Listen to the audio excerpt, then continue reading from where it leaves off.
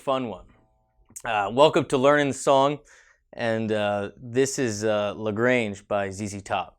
Super cool tune, and again, this channel is all about not so much learning the note-for-note versions of tunes, but how you should approach them, or how I find is useful to approach them when you're playing in a cover band, live music situations, when you're playing with multiple guitar players, multiple keyboards, you're trying to find different parts, and just basically what is the main emphasis of the tune. You know, how do you successfully pull off these tunes?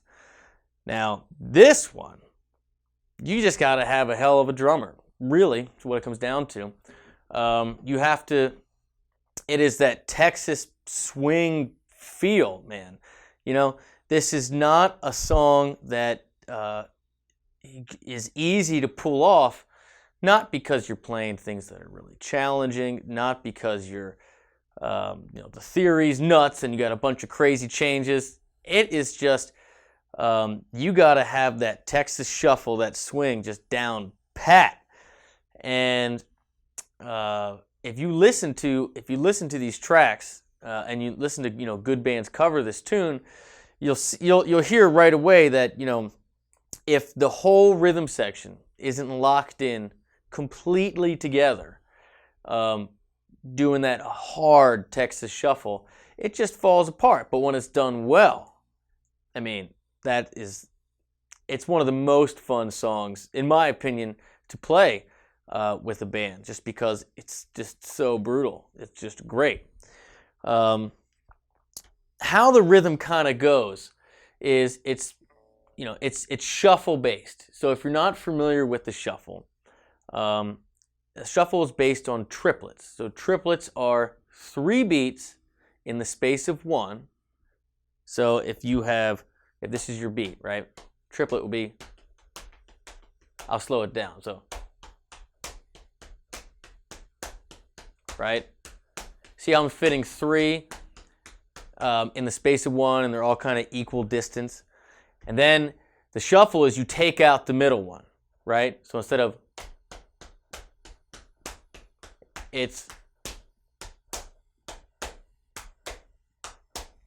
and in this tune, it's just kind of sped up,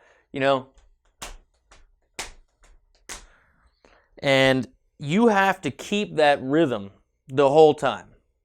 And the way that you do that is just because of the way that it kind of works out is it feels like all the offbeats. It's not a straight rhythm, but it feels like you're playing all the offbeats.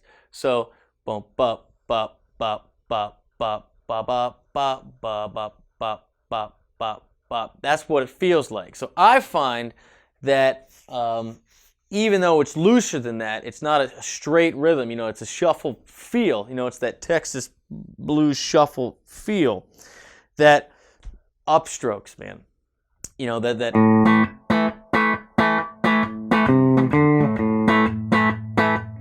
Now I am hybrid picking, so I'm just kind of snapping up, But if you were picking straight, it would be,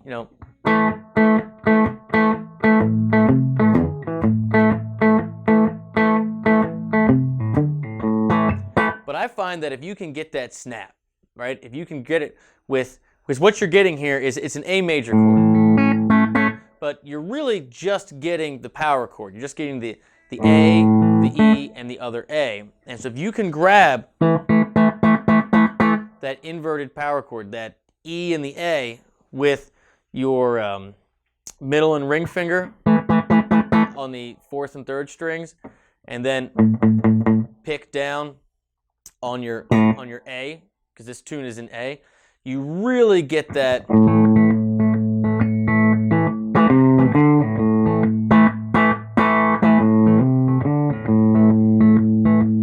You really get that feel. It just sounds like you're in Texas. It's just awesome, right? And you also get a lot more control, because when the song kicks in, it obviously goes full bore, right? And the volume's just like through the roof. But if you have a nice amplifier, that thing's jacked. It's ready to go anyway. You shouldn't really be for this kind of sound that we're going for, switching to like a different channel, that sounds completely different. What this should be is, you're pulled back on your volume, but your amp's jacked, your amp's ready to roll. And you just have a lot of control with your finger.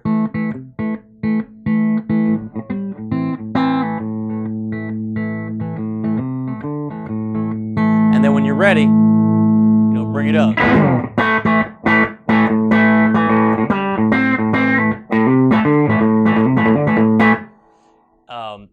And that really just, it adds continuity to it. Now that one little riff there is, you go into a C to a D.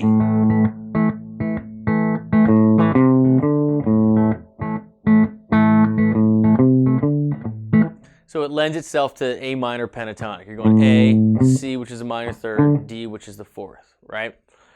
Now, when you go into the big rhythm part of the song, when it all kicks in, you can do that all power chords to make it sound big and crunchy, right?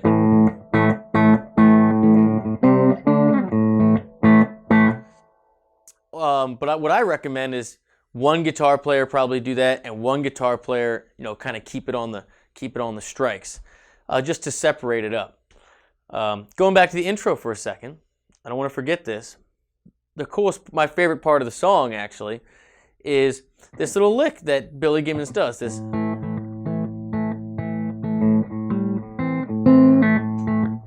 I'm kind of slowing it down, but I'm in A.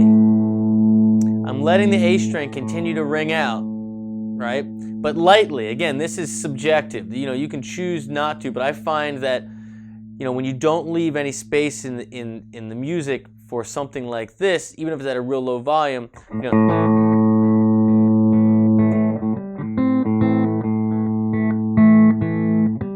it makes it feel like something's coming, right? And that's what this song's all about. It's like, oh, something's coming, and then you get there, and it's like, whoa, and then it falls apart, and then it does it again, right? That's what's awesome about this.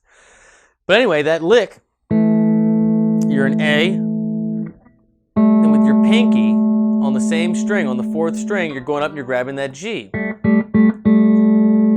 This is the sound of a root and a minor seventh played together. It's awesome. It's wonderful. Play it all the time. And then what he does is he switches his fingers. Now you can leave your first finger barred down. Again, that also makes things tend to ring out, and it adds to your continuity in between your licks. But switch over, so now your pinky goes over to the third string, and it's grabbing that C, which is the minor third. And then he just gives it that little tug, just that little tug, that you're leaning towards that major third. It's like, all right, we're, still in country blues land, but then it's like, nope, we go back. So real slow, And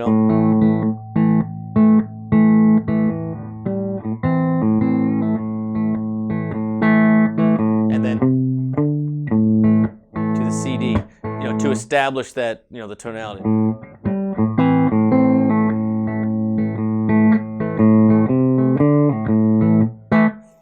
And usually that's how you start the song, with that little lick. Then you build up, adding those, right? And then when it all kicks in, you got to do that hard break for the drummer to do the fill. And then it's just everybody in the band, full volume,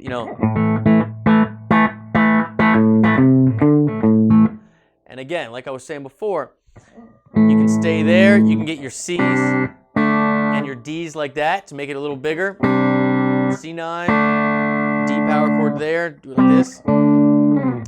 And then what's awesome in the song, which is so cool, is that we've been in A this whole time. We've just been selling A. It's just been a dynamic journey, right? We're low, and then we're loud.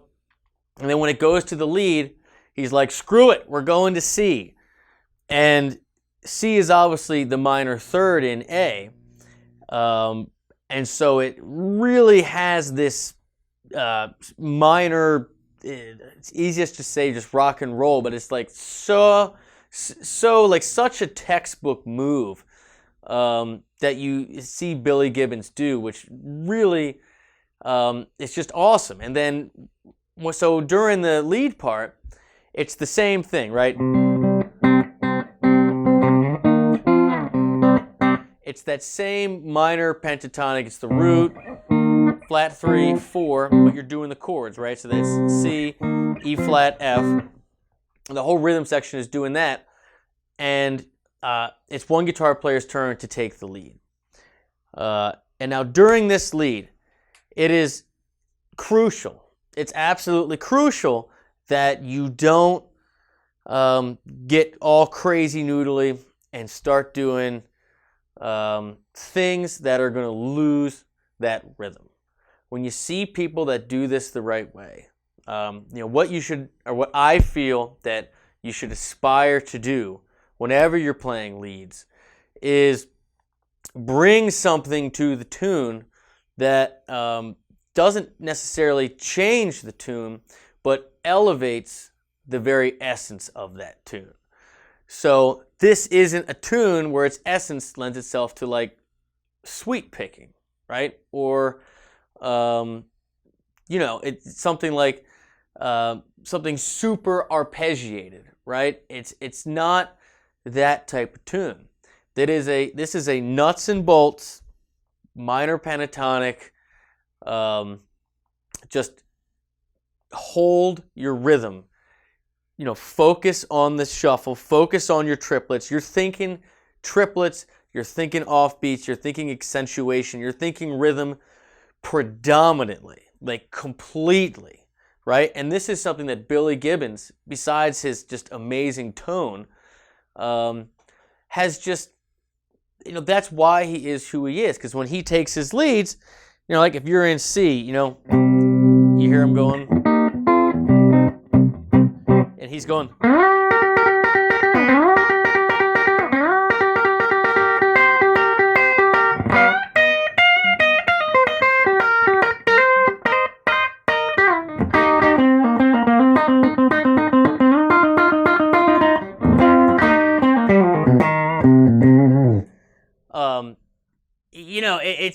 It's that thing where he's not hitting any fancy notes. There's not borrowing from other keys for the most part. He's not doing anything crazy. It's just literally it's C minor pentatonic all day, but he's hitting a lot of dyads, right? 2 notes at the same time. He's staying in the same place. That.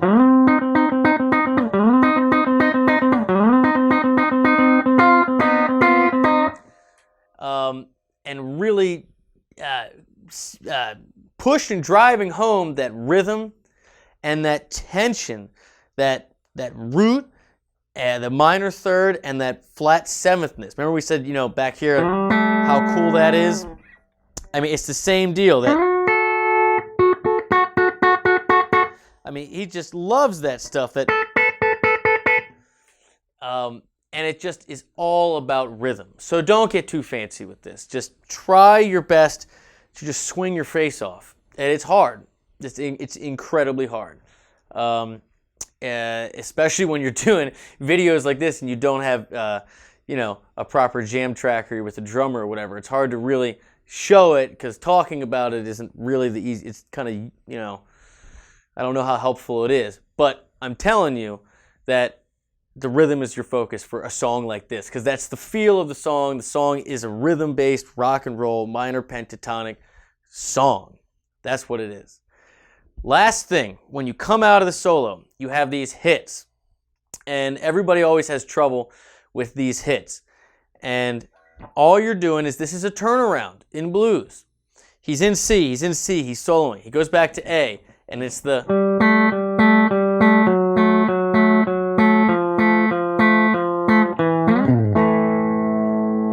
What a turnaround is, for those that aren't familiar, is it is a chromatic, so note by note, walk down to the 5 chord. So if we're in A, all he's doing is he's starting with A and E right here, 2nd fret of the 4th and 3rd string. Same spot he did that lick he did before. Pinky, A and G, that's your flat 7. Walking down, right? So that's your 6, flat 6, back to E, but then he hits an A chord. He doesn't go, it's right to A. So it's a.